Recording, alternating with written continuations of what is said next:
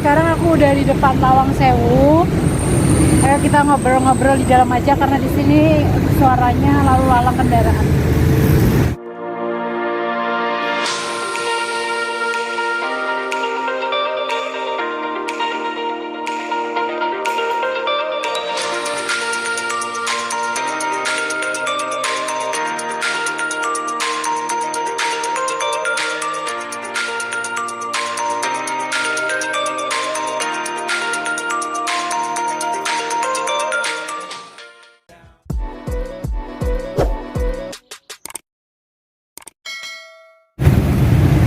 Buat kalian yang pengen berwisata di era pandemi kayak gini, jangan lupa patuhi protokol kesehatan, tetap pakai masker, social distancing, dilarang berkerumun, cuci tangan pastinya, jadi mau cuci tangan, dan yang paling penting kalian wajib buang sampah pada tempatnya. Jangan sampai kalian mengotori tempat-tempat wisata yang indah menjadi tempat sampah. Nah, jadi Lawang Sewu ini tempatnya tepat ada di depan Tugu Muda. Di depan Museum Mandala Batu.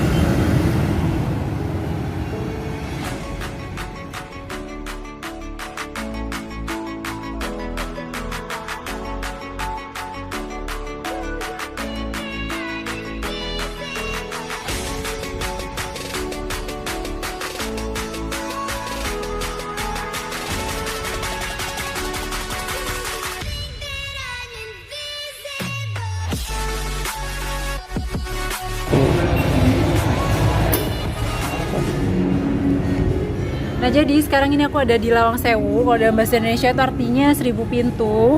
Nah, sebenarnya Lawang Sewu ini tidak terdiri dari 1000 pintu ya guys, tapi pada zaman itu masyarakat itu menganggapnya 1000 pintu karena kalian bisa lihat ya, di situ banyak jendela-jendela besar yang orang atau masyarakat itu lihatnya seperti pintu, dan dianggaplah ada 1000 pintu saking banyaknya pintu di Lawang Sewu ini. Nah, Lawang Sewu ini dulunya adalah tempat perkantoran NIS atau PT Kereta Api dari Belanda, Hindia Belanda. Nah, sekarang udah dialihfungsikan sama PT Kereta Api Indonesia menjadi museum. Nah, jadi sekarang tempat Lawang Sewu ini udah dibuka untuk umum, jadi kita bisa tahu nih sejarah-sejarah dari PT Kereta Api Indonesia. Jadi kayak ini.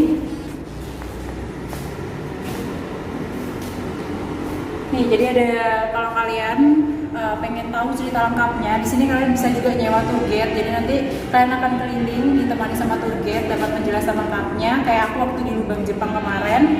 Atau kalau mau sendiri pun juga bisa, karena banyak banget panduan-panduan tentang sejarah Lawang Sewu.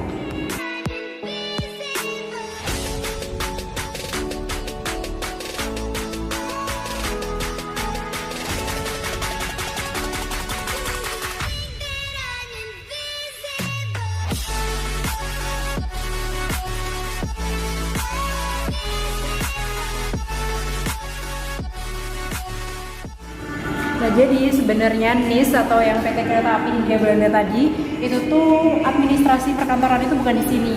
Jadi dulu tuh mereka punya kantor di Stasiun Semarang. Nah, tapi karena banyaknya jumlah karyawan itu akhirnya kantornya nggak cukup kan. Nah, akhirnya diputuskanlah untuk membangun Lawang Sewu ini.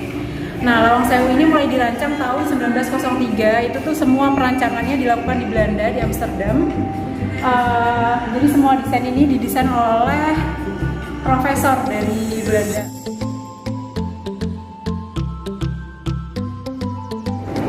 Nah, ini salah satu kereta api pada zaman itu masih pakai tenaga uap.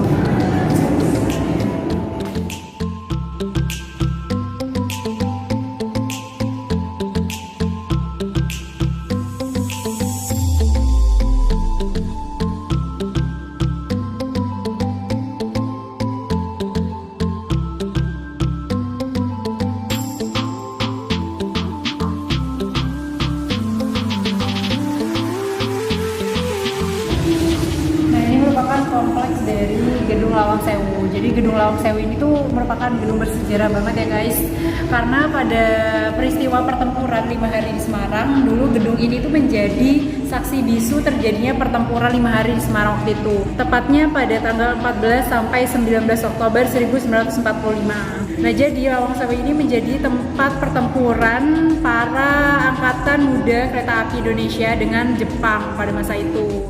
Maka dari itu pemerintah Semarang akhirnya menjadikan Lawang Sewu ini menjadi sebuah warisan ya, warisan situs sejarah gitu, masuk dalam salah satu dari 102 bangunan bersejarah di Semarang ini yang patut untuk dilindungi.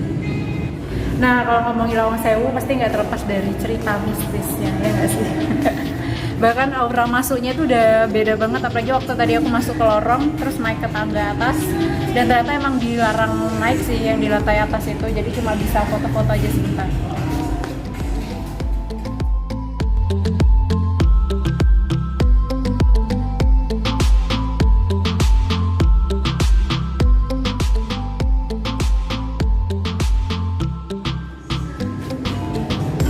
Nah, kalau kita lihat Lawang Sewu ini kayak terdiri dari 2 lantai gitu, kalian bisa lihat ke depan.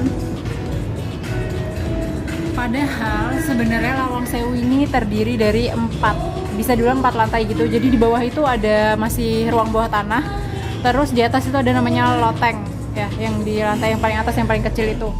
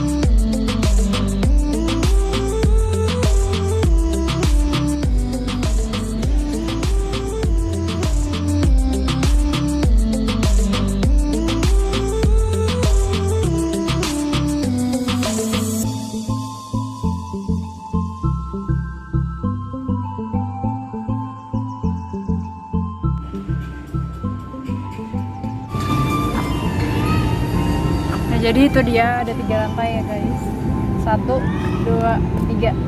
Terus ada lagi di bawah itu ada lorong bawah tanah gitu. Kalau dulu sih pada masa Belanda itu fungsinya untuk kayak perairan, terus juga biar sejuk ya, biar sejuk. Nah kalau di era Jepang, kan waktu itu kita udah sempat dijajah Jepang juga, nah itu dijadikan penjara, itu lumayan serem sih penjaranya. Nah jadi itu dia yang bikin Lawang Sewu ini menjadi mistis, karena sempat dijadikan penjara yang amat sangat kejam oleh para penjajah Jepang. Nah jadi penjaranya itu ada 2 macam guys, ada yang penjara jongkok dan juga penjara berdiri. Nah maksudnya penjara jongkok itu jadi para tahanannya itu diwajibkan untuk jongkok, karena ukuran penjaranya itu cuma sekitar 0,5 meter atau setengah meter, jadi mereka jongkok dan diisi air. Nah terus yang kedua ada penjara berdiri, itu ukurannya hanya 1 kali 1 meter. Biasanya satu penjara itu, satu ruangan diisi oleh 7-8 orang tahanan. Jadi fungsi penjaranya itu nggak cuma untuk menahan para tahanan guys, tapi untuk menyiksa mereka juga sampai mati. Nah jadi di tahanan itu kan tadi mereka harus ada yang jongkok, ada yang berdiri, udah gitu masih diisi air sampai leher. Terus juga ruangannya kecil banget, tapi mereka berjubel karena nggak cuma 1 orang. Nah jadi akhirnya mereka itu nanti mati dan dibuang di sungai di dekat Lawang Sewu.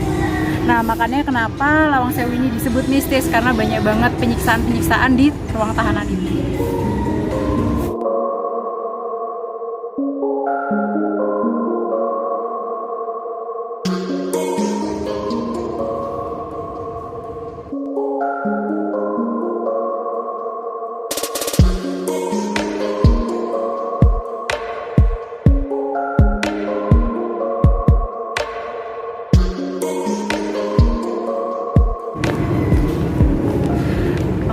Amazed banget sih, kaget banget sama bangunan udah setua ini tapi masih bagus banget. Bahkan tembok semua itu masih kokoh banget ya, walaupun dilakuin perawatan, tapi kayaknya emang amazing banget sih.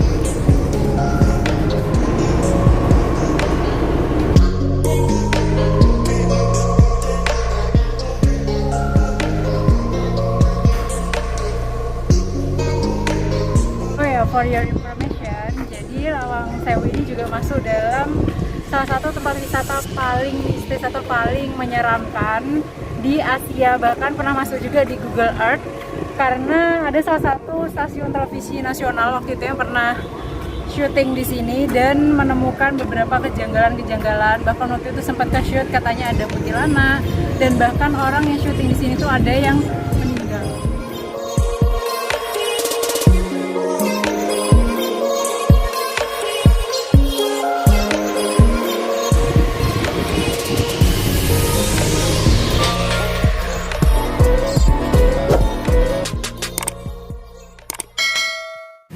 Welcome to Monifa. Kambingnya lucu banget di atas ini. Gede banget guys tuh.